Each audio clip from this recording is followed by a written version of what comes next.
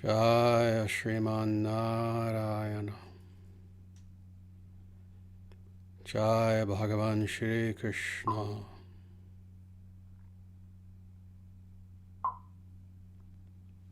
Jaya Shri Guru.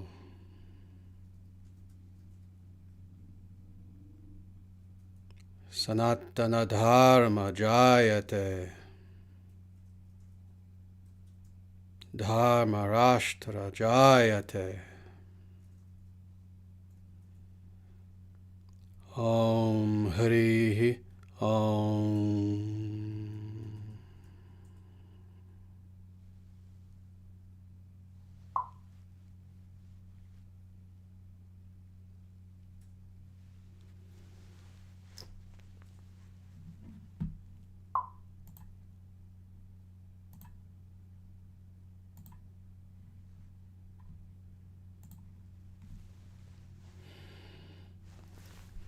Namaste, everyone. It is absolutely wonderful being here with you again for our weekly Monday Satsangha and question and answer session. This is being presented to you by the International Sanatana Dharma Society, which is a worldwide movement that is designed to bring the teachings of Dharma to the entire world, to all sincere people. This is truly a global movement with students and followers and supporters in many dozens and dozens and dozens of nations throughout the world. And this year, 2020, has been or last year I should say at this point, this last year of 2020 has been truly a phenomenal year of growth for us, to the point where I've mentioned to several people that we have grown so quickly in 2020 to the point where, honestly, administratively, managerially, it's actually almost difficult to keep up with how much growth the ISDS has experienced. And that due to the fact that, indeed, we're living in a very interesting era, which I personally predicted would finally occur many, many years ago, where I was explaining to people that at some point there is going to be an era in which there will be a revolution in authenticity. In other words, there will be a time in which people will no longer settle for fraudulent answers to their spiritual inquiries. They're no longer going to settle for feel-good, new age sort of answers that don't really give actual philosophical answers to people's sincere questions. And that time has come. That time has come where now people truly want the real. People truly want the authentic. People truly want to know what is the meaning of life, period. Not what is someone's speculation, what is someone's opinion, not, oh, there is no meaning of life, it's all what you choose for it to be, etc. Thus, putting the ball in your own court for the creation of reality, which is not a fun place to be, etc. But no, we are living in an era where once and for all, it seems that millions of people have awoken. Millions of people now truly want authentic and real and traditional and eternal spirituality. Something that's not made up, something that's not concocted, something that's not modern, something that's not commercially based. Give me X amount of money and I'll sell you a secret mantra, etc., etc., etc. People really want the truth. And it's for this reason that, again, we have seen growth that has been phenomenal, including with this live stream that we've been doing. So, again, I want to thank you all for being here for what has been, for not just the people in my audience, but even for myself as well, a truly astounding experience. It's been truly an astounding experience being able to appear here weekly and to teach you and to answer your questions and to feel your fellowship, to feel your true, sincere warmth and love, and to also see with my own eyes the yearning, as I was saying a moment ago, that is out there for truth, for truth. So this is what we do every single week. For those of you who are new, this is what we do, is indeed we explore truth in the most authentic way humanly conceivable. So again, thank you for being here. and we are going to be continuing with our exploration of the Isha Upanishad today. This is going to be session 3 of what I believe will be a 6-session course. We'll try to finish within six weeks, 6 sessions. And this is session 3, in which we will be going over 4 different verses from the Isha Upanishad. But as you will see when we do these verses, it's a stream of thought. These 4 verses are very much connected. So this, I believe, will be the largest number of verses that we've done in one session, but we'll get through it in a nice amount of time because, again, they're all linked. So with that, let's begin. If you want to follow along, please just look in the description of this video and you'll see the 4 verses that are there. So with that, let us proceed. And we will begin with what is verse 4 of the Isha Upanishad. And I will read this to everyone, and we'll do one verse at a time, just to make it not too mind-boggling for people. And this is verse 4 of the Isha Upanishad. Though unmoving by material means, God is swifter than the mind. While being still, God is swifter than all others running. God is ever beyond all in excellence. Toward himself, God leads even the God of the life air and the true self. Very good. So this is verse 4 of the Isha Upanishad, and there is a lot that is here actually. And again, what you'll see with the 4 verses that we're going to do today is that, again, there is a continuity of thought, of message in these 4 verses. But let me just tell you now, this is a very, very deeply philosophical section of the Isha Upanishad. And let me just tell you very generally speaking what the themes are that you'll see in these 4 verses that we're going to be doing today. First of all, these verses talk about the transcendence yet immanence of the Supreme. In other words, what in Sanatana Dharma, in Vedic theology, is sometimes called panentheism. That is the idea that God both transcends materiality but is also immanent, is present within all things. That's one theme that we'll see. The other theme that we'll see is how, though God is not material, and thus, that being the case, and thus not subject to causality, to time, to space, etc., God, on the one hand, is motionless and yet is engaging in motion. God is actionless and yet engages in action. This is another theme that we'll see. And then, again, there are several other themes which will become self-evident as we go through this. But first, let's look at this very first verse. Though unmoving by material means, God is swifter than the mind. So very interesting. Again, what this is pointing to is the fact that, on the one hand, God, of course, is not like material beings. God doesn't move in the material sense. God does not act in the material sense. In the same way that if we look all around us and we see so many different beings, indeed, so many different objects, etc., animals, who are all acting, who are all doing things within the material world, we know that doing is something that is universal. Well, God also does, but he does not do in the same way that we do. He does not engage in action in the same way that we do. And it's interesting what is said here, is that God is swifter than the mind. On the one hand, God is unmoving. And what does this mean? This means materially speaking, of course. Materially speaking, God does not move with a physical body, with a mind comprised of prakriti, of material energy, etc., in the same way that we do. Yet, interestingly, he is swifter than the mind. Now, why is it that here, in the very beginning of this verse of the Isha Upanishad, why is it that the mind is used?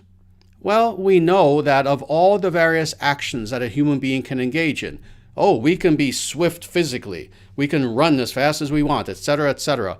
There are so many things that we can do quickly, but nothing for a human being is quicker than the mind. We can be sitting, let's say, in New York City, and we can think of Tokyo, Japan, and in a way, mentally, we're there. That's how swift the mind is. And yet, according to this verse, even though God is materially unmoving, at the same time, on the realm of consciousness, God is swifter than anything that is conceivable to us.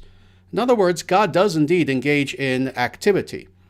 God is not just some static rock, just some static, let's say, transcendental rock or some energy that is just static and does nothing. No, on the contrary, God is always acting. God has will, God has freedom, God has personality, etc., but of the nature of consciousness. Thus, the movement, the action that takes place on the part of God is something which, to us, to our mind, if we were able to quote-unquote see God, and I've said this before, it's an interesting phenomenon.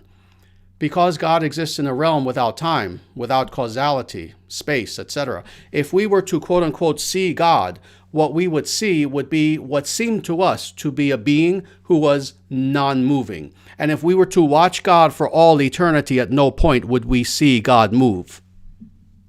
And yet, God might be dancing. And how is this the case? How do you bridge this gap in understanding? Materially speaking, God is not engaging in motion because God has nothing to do with materiality. God transcends materiality on the one hand, but on the other hand, on the realm of consciousness, that consciousness, indeed, including what I said before, free will, personality, etc., God is engaging in action and can engage in action so swiftly to the point where our mind can't even keep up with it. In other words, it's inconceivable. All that is being said in this first sentence. So, thus is the nature of the glory and the grandeur and the wonder of God, who we wish to know. Let's go on a little bit more. While being still, God is swifter than all others running. So just another example, just a continuation of what was said in the sentence previously. So again, to our perception, God is still, God being eternal, and again, the time element not being a factor that affects God in any way whatsoever. On the contrary, kala, what is called kala in Sanskrit, the time element, is one of the inferior, infinitesimal energies of God. And that being the case, time has no control over God. So to us, God might seem completely still, but at the same time, he is swifter than all others running. Very nice, very down-to-earth explanation. So again, continuation of what was said. Now let's go on. God is ever beyond all in excellence. Very, very important. Very important sentence that is here, because this is explaining the quantitative difference between ourselves and God, as well as the qualitative difference between ourselves and God. You see, all beings, even animals, have their own excellences. And what is meant by that? Well, they have their own inherent attributes and qualities that judging both aesthetically, morally, virtuously, ontologically, etc., are brought to the highest and most excellent degree. So all beings have their own excellences. You can look at yourself. There is something that you are excellent at. And this is true again for all beings. You can look at a peacock. A peacock's excellence is that it has the most beautiful plumage. You can look at an elephant. What is the excellence of an elephant? Its very size, the fact that it's so big that it really has no enemies, etc. Every being has its excellence. Well, in the case of God, God is ever beyond all in excellence. And you've heard me discuss this before in depth, so I won't go too deeply into this. God is that being who is the possessor of an infinite number of auspicious attributes that are brought to their perfection and to an infinite degree. So thus, there is no one in existence who is more excellent than God. Now, this sentence alone, let me assure you, if we had the time, I could speak for another hour just on this one sentence. Because what does this very overtly imply? What is this saying actually pretty explicitly? It is saying that we are not God, because God is that being who, if you were to compare the excellence of any other being versus the excellence of God, God's excellence is beyond any other being, and really all beings combined. Indeed, if we were to take the excellences of every single being in existence who is not God, whether we talk about humans or animals or the gods, and if we were to combine all those excellences, they would be practically non-existent. in comparison to the excellence of God. So thus, again, one of the hallmark teachings of Sanatana Dharma. We are not God. I am not God. You are not God. Because I have my excellences, but I do not have excellences that are beyond all excellences of all living beings. Neither do you. But God does.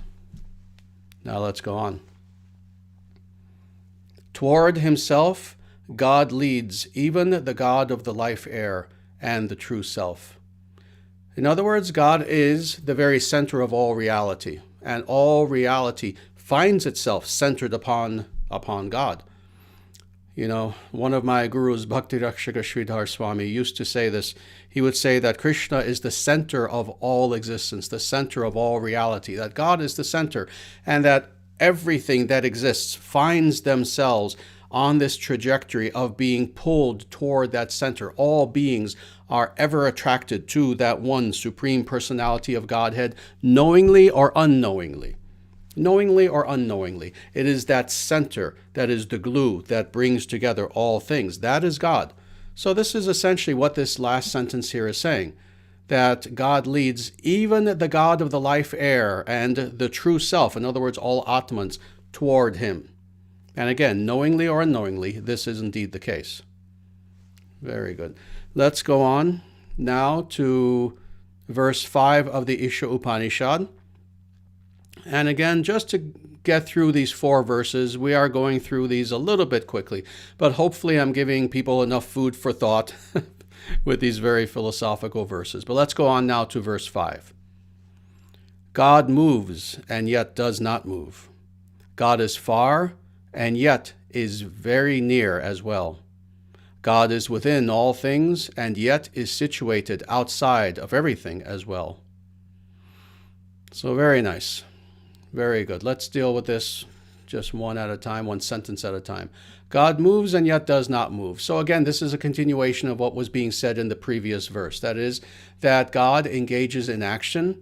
Indeed, Krishna himself says this, that even Krishna himself, even God himself, engages in action, because if he were to not do so, all of reality would cease. So at the very least, you can say God is sustaining reality, and that is an action. And that is an action that he does freely of his own free will. So God moves and yet does not move. He is engaging in action, but that action is not of the nature of material action, and that's A. B, it's not anything like the action that you engage in, or that I engage in, or any other living being. Especially if we speak about beings who are within the realm of materiality, within this material realm, we know that all beings engage in material action, and their motivation is something that tends to be rather self-centered.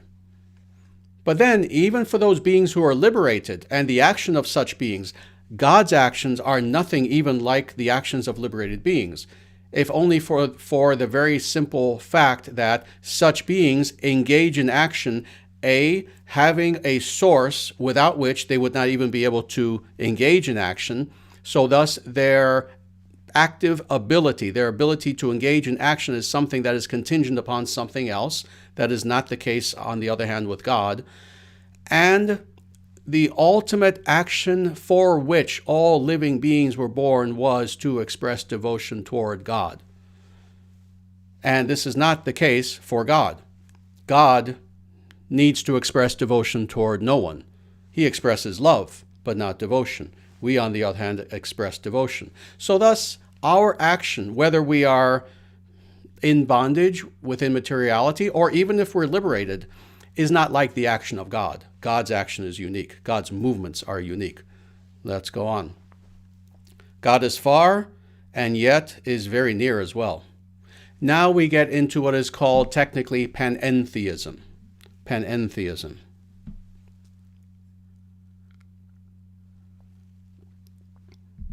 And again, as I always have to when I use this term, I need to make it very clear because people will make this mistake. I am not using the word pantheism. These are 2 separate words that have nothing to do with one another, though they sound a little bit similar. Pantheism is something radically different. The term that we are using is panentheism, and this is a philosophical, theological term. It's a term that's found in the English language. And what it means is precisely what is being said here, that God is, on the one hand, in his actual being, in his essence, he is a being, he is the being who transcends all of materiality, who transcends illusion, etc., who transcends ignorance, who transcends anything that is opposite of the very nature of God. God transcends all such things, on the one hand. But on the other hand, God is also present within all materiality. Indeed, it is God's presence that upholds all things. The reason why you can look around you and point to anything having existence, the reason why I'm sitting in a chair that actually exists, the reason why you're watching me in whatever device you have that's a material object, etc., is because God is present within each and every single atom that makes up that very thing that you're looking at. And if God's presence were to suddenly be withdrawn, that very thing itself, any material object, would go from existence to non-existence instantly. So thus, this is the nature of God, and this is what this verse is saying. God is far, that is, God is transcendent, and yet is very near as well. That is, God also is immanent and ever present within all things. God has what is technically called omnipresence. You see, we have situational presence, depending on the situation we find ourselves in. Wherever, especially if we're within the material world, wherever our body, or even wherever the locus of our consciousness and eternal personality tends to be situated at any given time, that's where we are. So right now, as I'm speaking to you live, I'm sitting in the temple room of the headquarters of the International Sanatana Dharma Society that is currently situated on the west side of the city of Omaha, of the state of Nebraska, of the nation of the United States of America on planet Earth. And I am nowhere else. Again, I'm not in Tokyo right now. I'm not anywhere else. This is the same for you, wherever you happen to be situated, whether you're in London right now, whether you're in Tokyo right now, whether you're in Moscow right now, whether you're in Los Angeles, etc., etc., etc. The difference between ourselves and God is that God is present at all places at once, not just places that we can conceive of, such as cities, states, nations, planets. God is present within each and every single atom of existence. And God is situated everywhere within both material and spiritual realities. So this is the nature of God. So let's go on a little bit more with this verse. God is within all things and yet is situated outside of everything as well. So again, basically just re-emphasizing the same idea of this panentheism, that God is within everything, that there's nothing that you can look at where God is not present, but at the same time, God also transcends all those things, and he is immanent. He is present within those things by the very power of his presence. So by his influence. It's not that God literally lives inside a specific atom. No, his influence is there. His presence, his power, his energy is there, present. But God himself transcends all things and is ultimately in Vaikuntha, the spiritual realm. That, one could say, is the ultimate ontological locus of God, in who he truly is. He is in Vaikuntha, the spiritual realm, the kingdom of God. All right. Now let's go on. We have 2 more verses to do. Let's go on to Isha Upanishad, verse 6.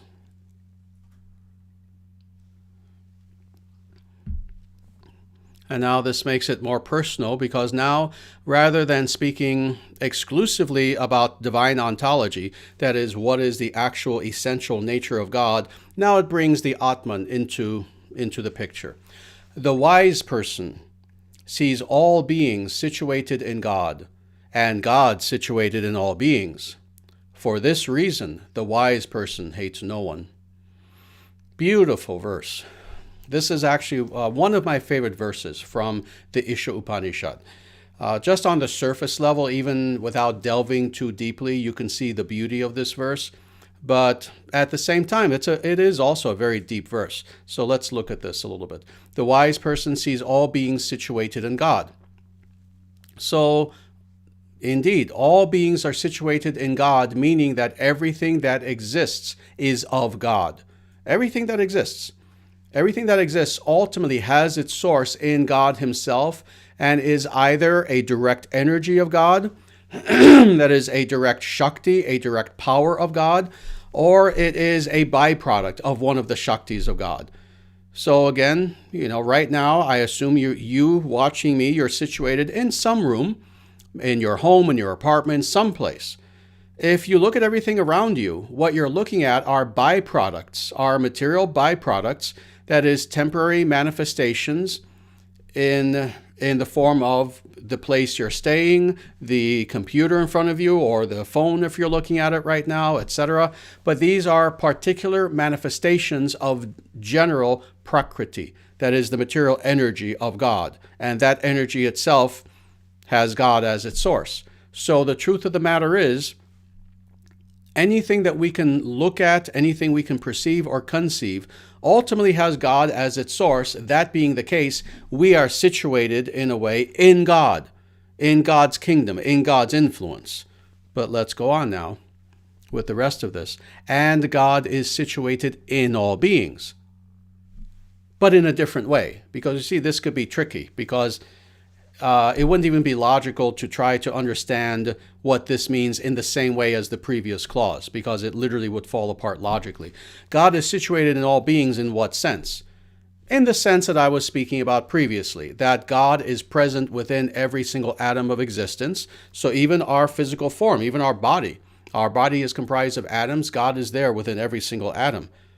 That may seem like a truly miraculous, wondrous thing to contemplate. Now, if we understand the nature of God, it's not difficult for God to be situated quite literally in every single atom of existence.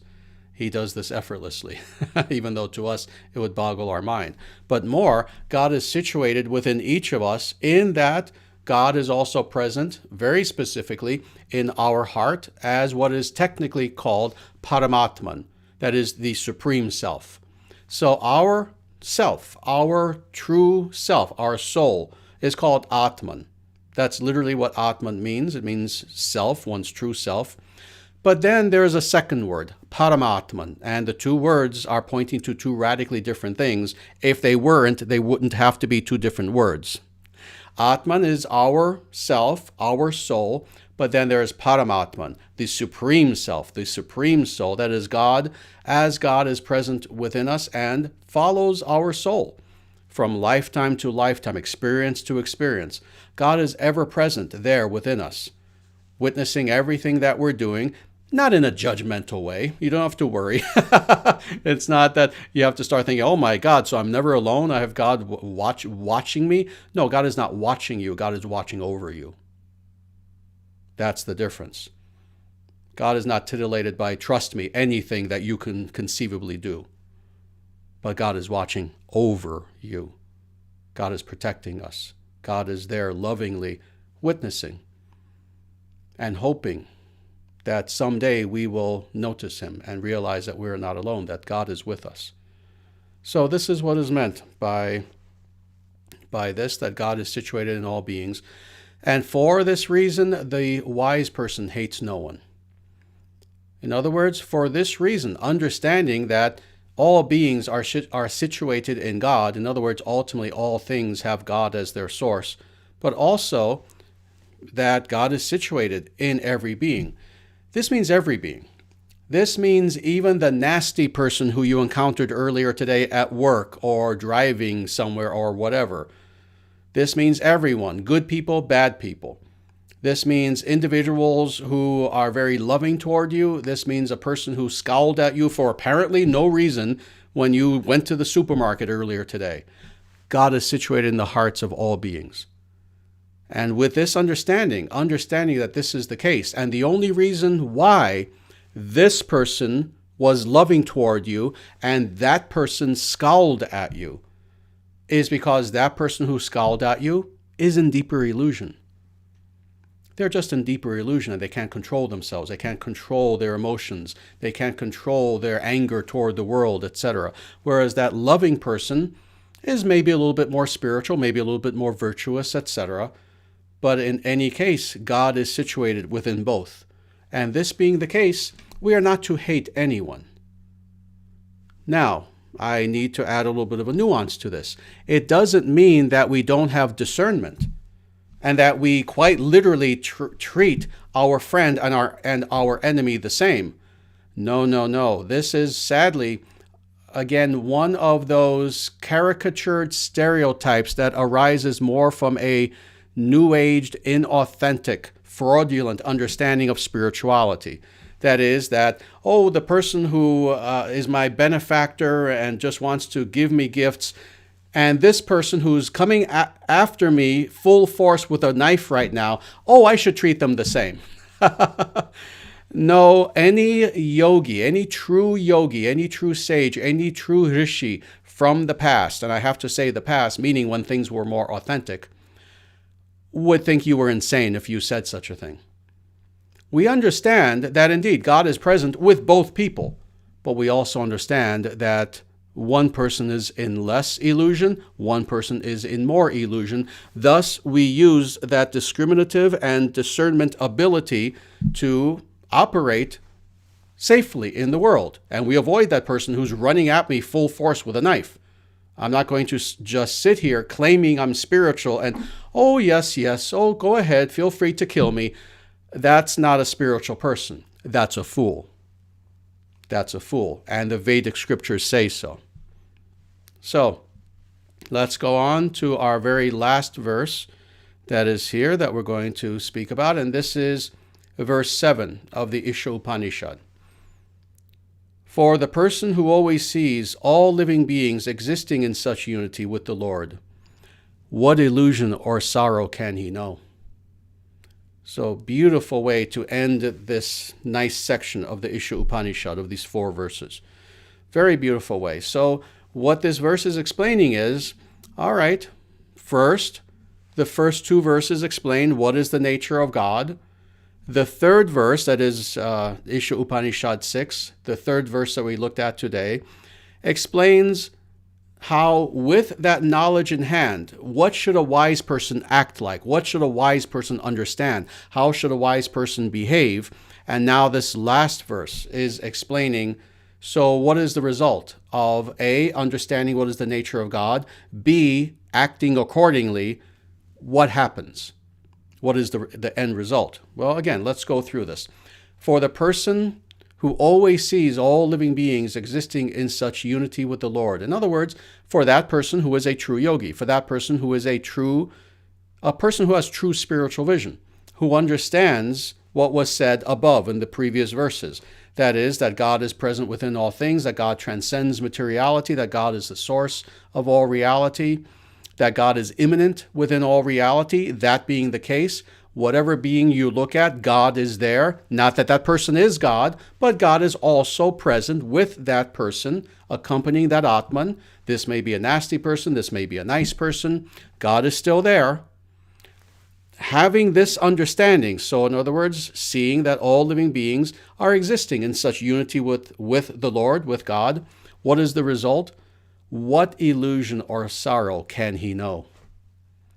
In other words, if we have this divine vision, if we see reality in this way as connected, and connected due to God being there in all things and in all people, when we have this divine vision, God consciousness, Krishna consciousness, then what happens is we have no illusion and we have no sorrow. We transcend both of these things. We transcend illusion. So in other words, we have proper, certainly philosophical understanding, but more than this, experiential understanding of what is the nature of reality, who am I, who are these other beings, what is materiality itself, and what is the nature of God. We have a full understanding of all these things, both intellectually but also experientially. That's the first thing. But then, consequentially, as a result of that, our sorrow ceases. Let that sink in for just a moment, that last sentence that I just said. What sorrow can such a person know? Our sorrow ceases. In other words, our sufferings in this world come to an end. And for those individuals who have been in this world long enough and or who have enough humility and wisdom to be truly honest about what is the nature of this world, again, New Age foolish individuals aside, what the Buddha said and what the scriptures say, the Vedic scriptures, and what all the sages of the past have said. No, this is not a realm of light and laughter. It is a realm of sorrow. This is a place of suffering. This was the first teaching of the Buddha. This is a place of suffering. And with periodic, let's say, periodic little times in which we're not suffering. But otherwise, this is a realm of suffering in so many ways. Physical suffering. So many individuals who we all know suffer from something or another. They have some physical ailment, or they have pain in their life. They have pains that are just there, that just don't go away, and doctors can't help them. Or they have some illness, or they have cancer, etc., etc. Or they're in poverty. Or shall I list how many sufferings there are? Just physically. But then how many people are experiencing sadness, are experiencing depression, are experiencing hopelessness, are experiencing a sense of meaninglessness due to the nihilism that has become central to our materialistic culture today? You see, when you don't believe in God, when you don't believe in spirituality, you have nothing. I've said this before. The atheists have lied to you. They've tried to tell you that, there is an alternative to spirituality. If you reject spirituality, you'll have the realm that we offer you, a Stalinist, totalitarian, dictatorial hell. The truth is, if you don't have spirituality, you have nothing. If you don't have God, it's not that you have some alternative. You have nothing. So as a result, what we have seen is so many people are suffering internally, in their minds, in their hearts, emotionally, etc. Now, all that, what I've just said, all that being said, now understand this. Your suffering will come to an end, according to this verse. If you indeed have this understanding of what was explained in these 4 verses that we went through today, if you understand the nature of God, the nature of this world, the nature of others, the nature of your relationship with God, and all these things, that God is ever present with us, etc. If you have a full understanding and experience of this, your suffering will come to an end. And it's for this reason that, for myself, especially having an extremely good understanding of how much suffering there is out there in this world today, this is why I can tell people, if you wish your suffering to end, then follow this path of Sanatana Dharma.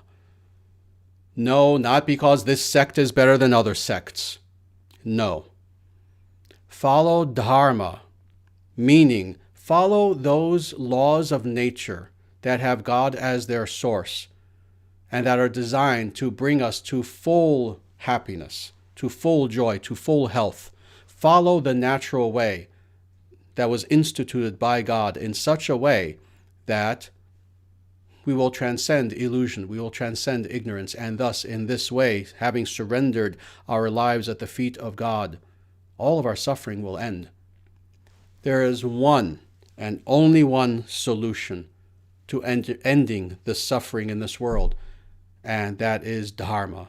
That is surrendering our lives in humility at the feet of God, who is our source and who is the source of all good.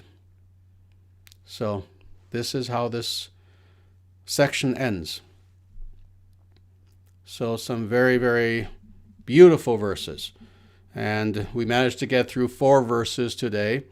With that, I officially end my discourse, my pravachana, and I thank you very much for listening. And with that, if you have any questions, please at this time feel free to ask any questions that you have, either about these verses or, again, anything having to do with Sanatana Dharma. But now is the time.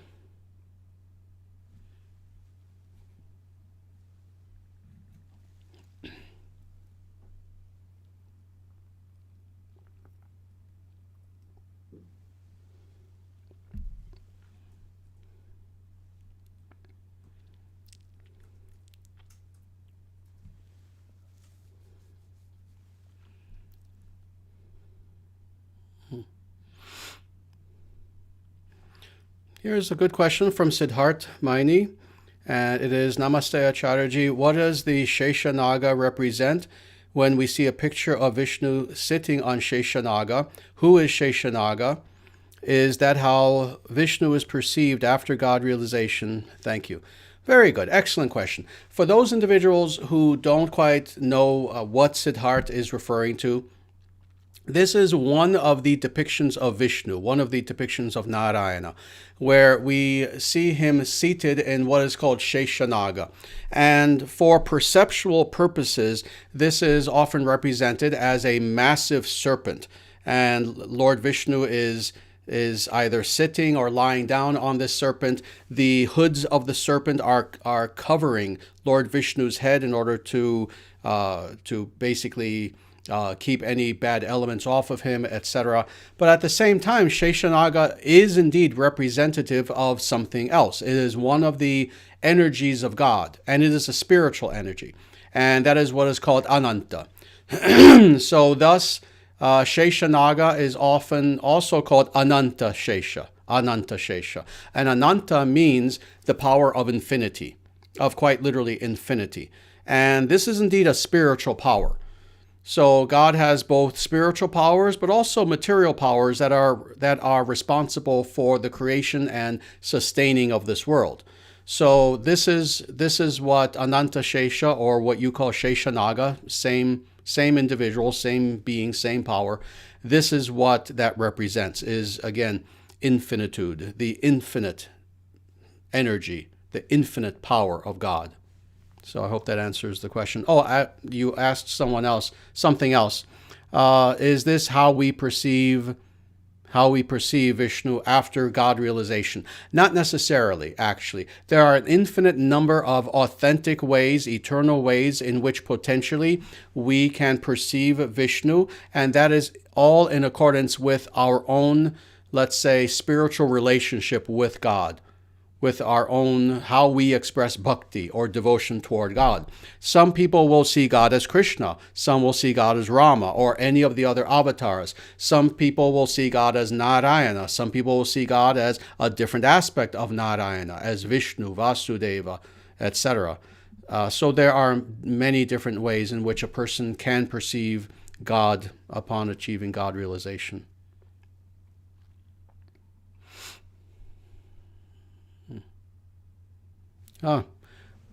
Grant Carlson asks, can you explain the Ayurvedic system of health and the three doshas? Yes, I can, but that's not my job. I'm not an Ayurvedic physician. I do know Ayurveda somewhat well, but I wouldn't consider myself to be an expert on that. Rather, I focus on Vedic philosophy, Vedanta, Bhakti, Yoga, etc. If you would like to know more about Ayurveda, one extremely authentic website that I can recommend for you is suryavedahealing.com. So Surya, as in the sun god, and maybe hopefully one of our moderators will put that in the chat, the actual website, suryavedahealing.com. This is an excellent website on Ayurveda that I would strongly recommend. And I recommend very few websites outside of dharmacentral.com. So please go there. That will give you a better understanding of Ayurveda.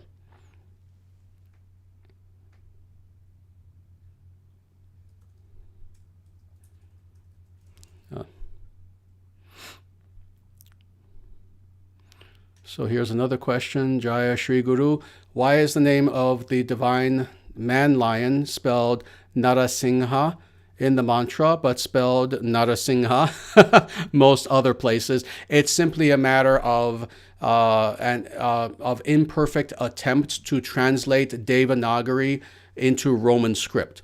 And as a result, there are various options that you can use, and very specifically, the first one is more phonetic. The second one is more in keeping with Sanskrit diacritics that are used in translation mode. So that's the answer. Hopefully it didn't make it more confusing, but that's the reason why. They're just two legitimate ways of translating.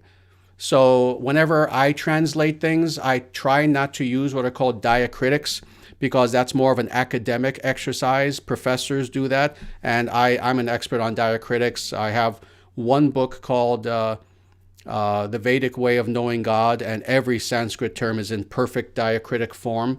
But I try to translate things as easily as possible for normal people to pronounce. So that's why I translate it in the first way, Narasingha, but both are pronounced the exact same way.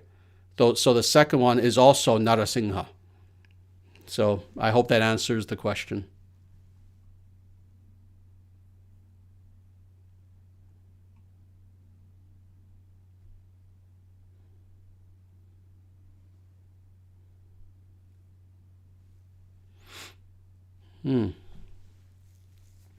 Good question from Mike Maldonado. Namaste Acharyaji. Sometimes during dreams I chant Narayana. This causes amazing things to happen within the dream. Is this because the dream state is closer to the Atman than the waking state? Very nice. Excellent question, actually. And of course, we know that yogically, and this is explained in the Upanishads specifically, which is where yoga is derived. Many people are not aware of this, but the entire yoga system is actually found primarily not in, let's say, the Yoga Sutras. That's secondary. It's found primarily in the Upanishads, and in the Upanishads, it's explained that there are, let's say, 4 states of awareness. There's the waking state, there's dreaming state, there is sleeping without dreaming, and then ultimately there is what is called turiya, and that is the state beyond all those 3 states, i.e. pure consciousness. So this being the case, as you go deeper into those 4 states, indeed, you get closer to what is actually Atman, to what is actually consciousness. So this is why anything that is done on the so-called dream state, and the reason why I say so-called, because it's really the astral state. It's how most beings have the ability in a very quick and cheap way to access the astral realm, because who doesn't dream? You know, everyone dreams, but really we're operating in the astral realm when we do dream. This being the case, when we are indeed in that astral realm, we are then in a realm, in a state in which indeed physicality is gone. That being the case, we are not encumbered by physicality, so thus indeed we have easier access to the spiritual. So this being the case, indeed, when in dream state we can do anything that is spiritual, it is more powerful. And let me explain this in a different way. When in astral form we can do anything spiritual, it is indeed more powerful. So yes, I hope that answers the question.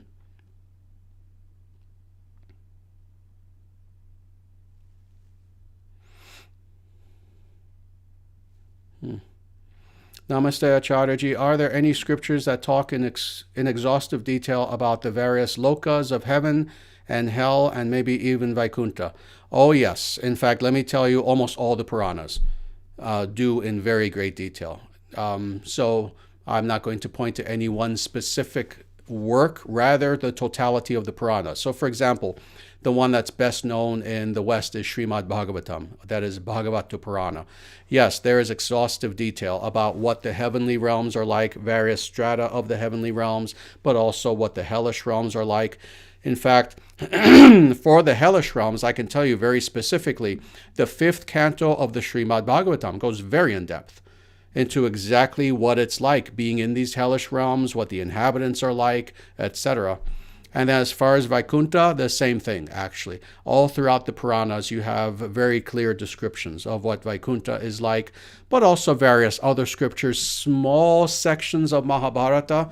There are a few sections in Mahabharata where this is discussed. Brahma Samhita is a well-known work that also explains what Vaikuntha is like, etc. So yes, there is quite a bit that is there. Start with Srimad Bhagavatam. I would say start with that, and then go on to other Puranas.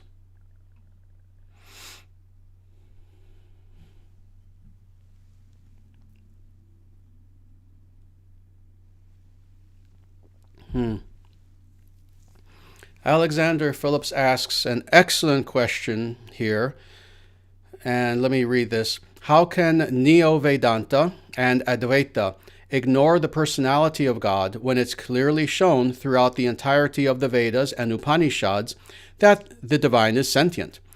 Do they simply ignore Scripture? Yes, they do.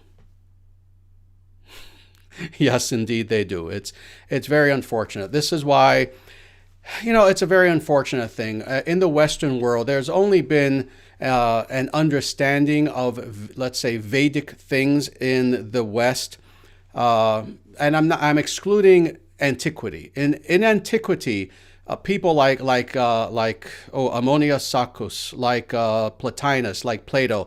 Oh, these people understood Vedic philosophy quite well, actually. Ammonius Saccus was someone who, in fact, traveled to India, studied Vedanta very deeply. So I'm talking about, let's say, roughly in the last 2,000 years.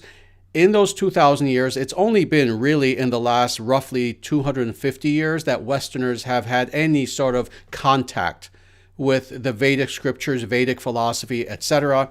And of course, what is it that Westerners just grabbed onto immediately? It was the most simplistic philosophy of all, what we call Advaita. And I'm sorry to those out there who think Advaita is impressive.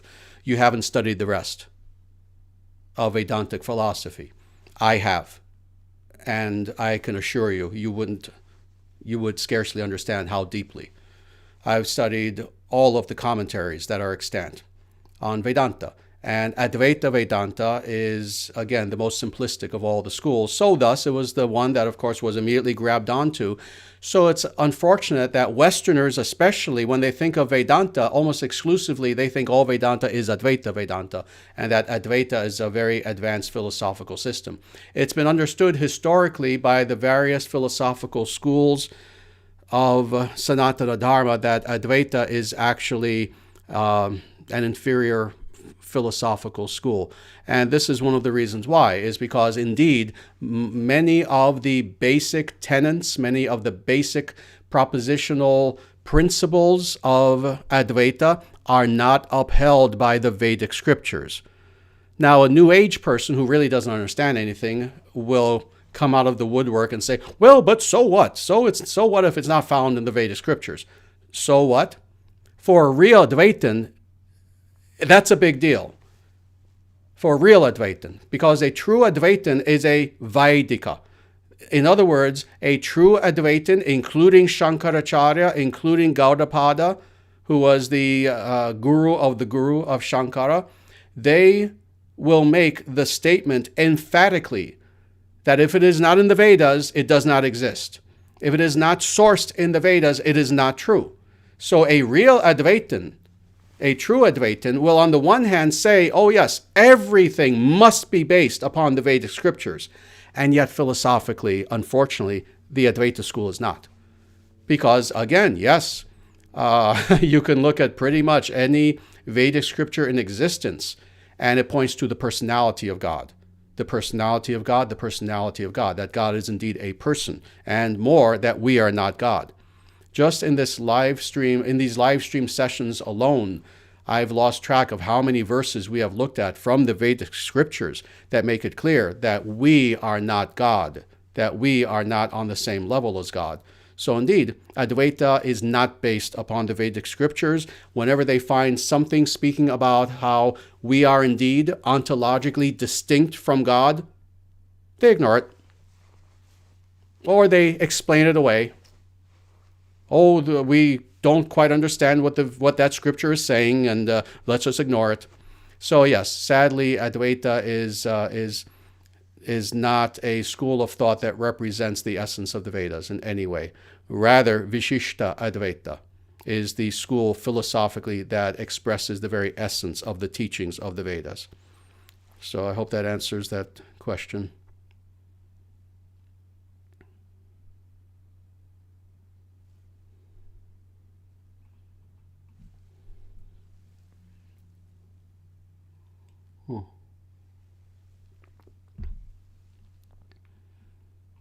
Here's an interesting question. Erasir the First asks, you've said that some of your students are from European sister paths. How does their teaching differ from that of Sanatana Dharma students? Which traditions, rules are they expected to follow? Excellent question. This is a very practical question, just as far as, for example, well, specifically the International Sanatana Dharma Society, and what is the relationship between individuals who are, for example, in addition, followers of Asatru or Celtic spirituality, Slavic, Greco-Roman, etc., but who are also members of the ISDS and who really consider themselves to be followers of Sanatana Dharma. So let me answer that very, very specifically. For such individuals, indeed, they consider themselves primarily to be followers of Sanatana Dharma, because Sanatana Dharma, of course, is not a sectarian term. It means quite literally the eternal natural way. So they are following the eternal natural way, but in addition, they very often will also offer homage to, again, their ancestral gods. So to Thor, Odin, to the Greco-Roman gods, etc., whatever the specific pantheon happens to be, they will try their best to follow all of the cultural norms, etc., even some of the rituals. But then ultimately, when it comes to actual practice, principles, ethics, etc., what is taught in the Vedic scriptures is always primary, even for such individuals who are followers of mine.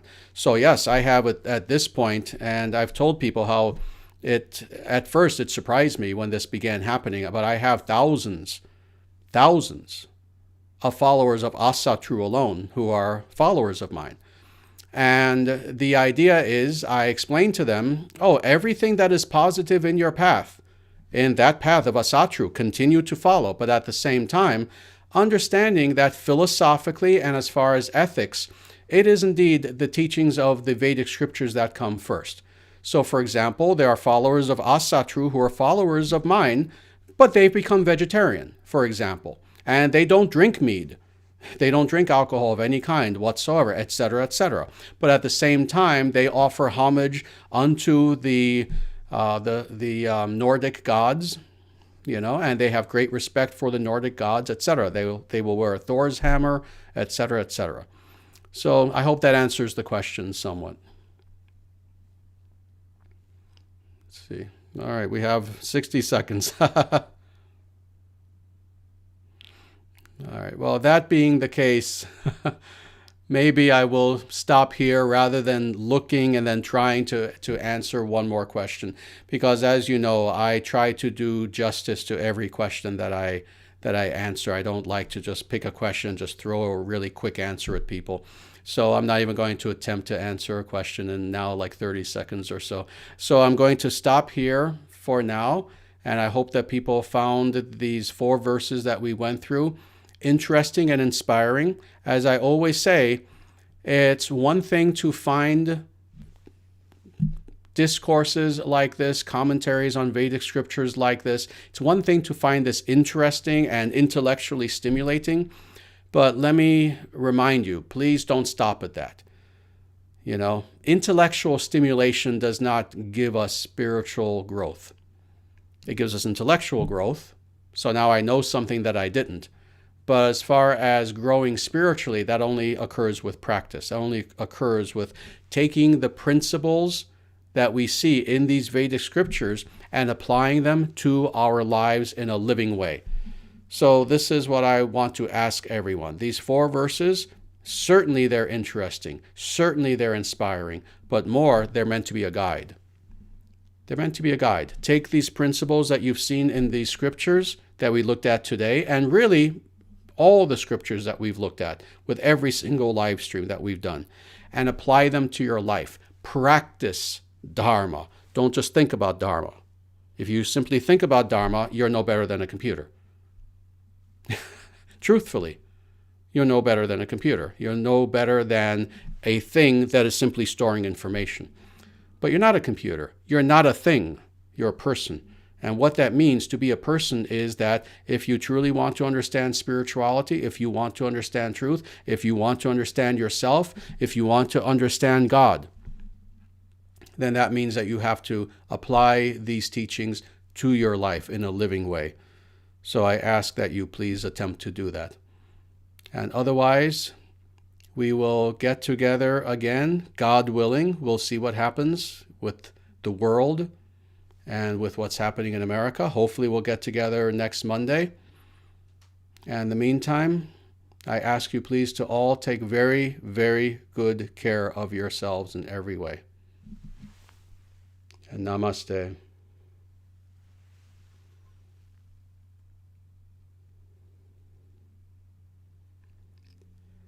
Jaya Shriman Narayana.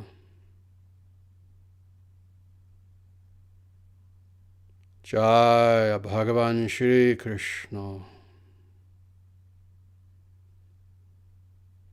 Jaya Shri Guru.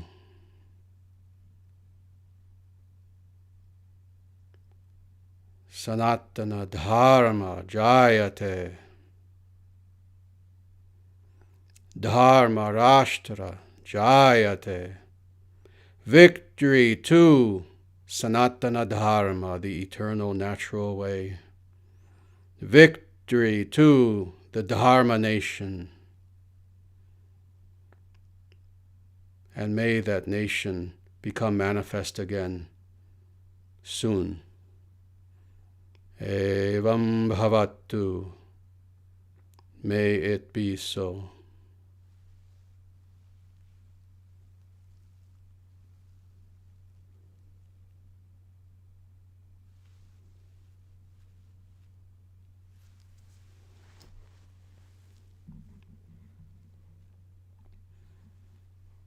Everyone, take very good care of yourselves, and I'll see you again on the other side.